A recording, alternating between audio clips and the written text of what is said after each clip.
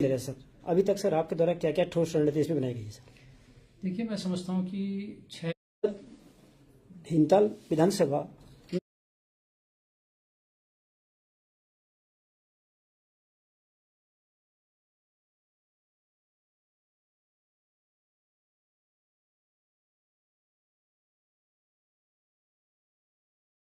में गुलदार एवं बाघ का आतंक थमने का नाम नहीं ले रहे सर, अभी तक सर आपके द्वारा क्या क्या ठोस रणनीति इसमें बनाई गई है सर? देखिए, मैं समझता हूँ कि 6 या 7 पूरे गुलदार और लेपर्ड बाघ पकड़े गए हैं और निश्चित रूप से गांव वालों को इसमें थोड़ा शांति तो है।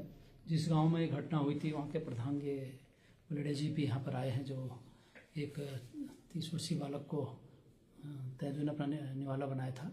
निश्चित रूप से गांव वाले जो जंगलों में जा रहे हैं अभी भी थोड़ा उनको भयभीत है और थोड़ा सा सावधानी बरतने की ज़रूरत है। हमने तो अभी भी सभी लोगों से निवेदन है, ग्रामवासियों से, कि अगर गांव जाएं से बाहर जाएं तो कम से कम झुंड में जाएं और अपने साथ कोई पालतू कुत्ता अगर इत्यादि ले जाए और हो सके तो अपना मोबाइल में गाने इत्यादि लगाते हुए ले चलें और झुंड में ही घास वास काटें, क्योंकि जंगल से हम लोगों की आत्मनिर्भरता इतनी ज़्यादा है कि हमें पानी के स्रोत हमारे जंगलों पे हैं। हमारे चाहे सिंचाई के पानी ले लें या पेयजल ले लें, दोनों जंगलों पे हैं। हमें लकड़ी बीनने के लिए और जानवरों के लिए चारा पत्ती के लिए भी जंगल जाना पड़ता। और सबसे बड़ी बात तो यह है कि जंगलों के किनारे हमारे गांव बसे हैं, तो जंगल न जाएं ये तो हो नहीं सकता। अगर हम जंगल न भी जाएं तो अभी जो ये भदुनी में जो केस हुआ, घर पे आकर के उसको मारा गया। इससे पहले मोरा पे एक महिला को तो अंदर से उठा करके पाग ले गया था। तो लेकिन फिर भी गाँव वालों को सावधानी बरतने की ज़रूरत है। 3 टाइगर, बंगाल टाइगर पकड़े गए हैं, रेस्क्यू किया गया उनको, और मेरे ख्याल से 6-7 गुलदार पकड़े गए हैं। तो अभी भी पकड़ा जाना, पिंजरा अभी भी लगा है। अगर कोई गुलदार उस पर आएगा तो निश्चित रूप से पकड़ा जाएगा। लेकिन फिर भी जब तक ये सिद्ध नहीं हो जाता कि जो बाघ पकड़े गए हैं उनमें से कोई आदमखोर है, तो तब तक हमें सावधानी बरतने की ज़रूरत है। इस संदर्भ में हमने जहाँ जहाँ घटनाएं हुई थी वहाँ सोलर लाइट के संदर्भ में साइलेज और जो भी चारा पत्ती मिल सकती थी उसके लिए वन विभाग से वहाँ पर दिलवाने का काम किया। सर, पंचायतों के अधिकारियों के संक्रमण के बारे में आपकी क्या प्रतिक्रिया है सर?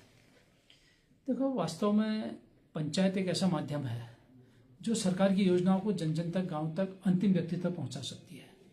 कोविड में देखा होगा आपने, कोविड में जब सब लोग डरे हुए थे, अपने घरों से बाहर नहीं निकल रहे थे, और एक पंचायत प्रतिनिधि ऐसे थे जो घरों से बाहर जाकर के जिन्होंने पूरे गाँव में सैनिटाइज किया, दवाएं बांटी, जहाँ राशन नहीं था राशन दिया, और जो बाहर से हमारे प्रवासी आ रहे थे, कोविड के जो उनके घर वाले भी उनसे बात करना पसंद नहीं कर रहे थे, घर में बैठाना नहीं पसंद कर रहे थे, तो पंचायत प्रतिनिधियों ने उनके लिए क्वारंटीन सेंटर बना के पंचायत घरों में और स्कूलों में बना करके उनकी जो सेवा की, उनको खाना पिलाना, सब कुछ जो किया, वास्तव में एक पंचायत प्रतिनिधि ही कर सकता था।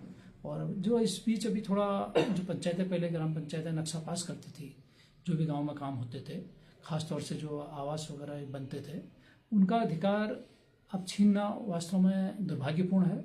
मैं समझता हूँ कि ये कार्य पंचायतों का ही होना चाहिए, क्योंकि अगर कोई गोठ बनाता है तो आज गोठ बनाता तो पंचायत से उसने पास करा लिया तो करा लिया, नहीं कराया तो नहीं कराया।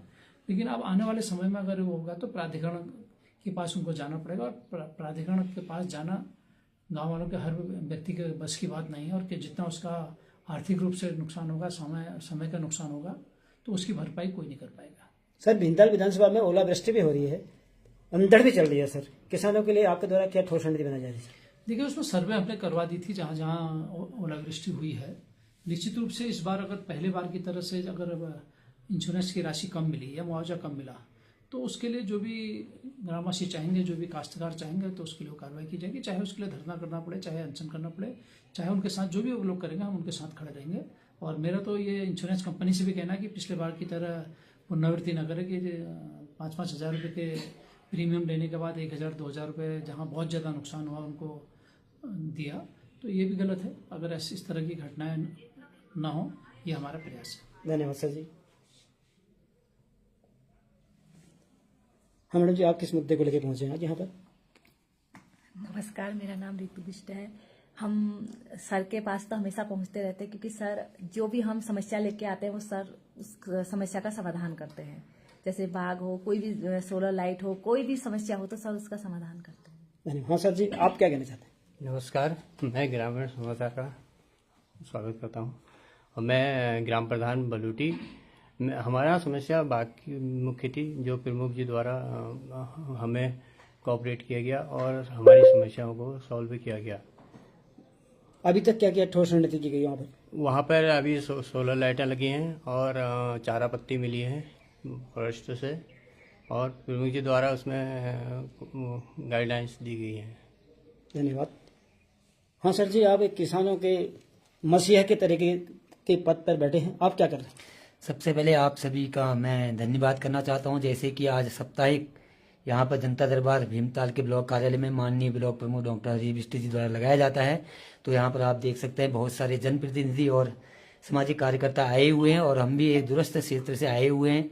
तो मैं आपके चैनल के माध्यम से सरकार तक अपनी बात पहुंचाना चाहूँगा कि हमारे उत्तराखंड में कम से कम 90% किसानों ने सरकार से कर्जा लिया हुआ है और उसमें हर साल 5% प्रीमियम जमा होता है।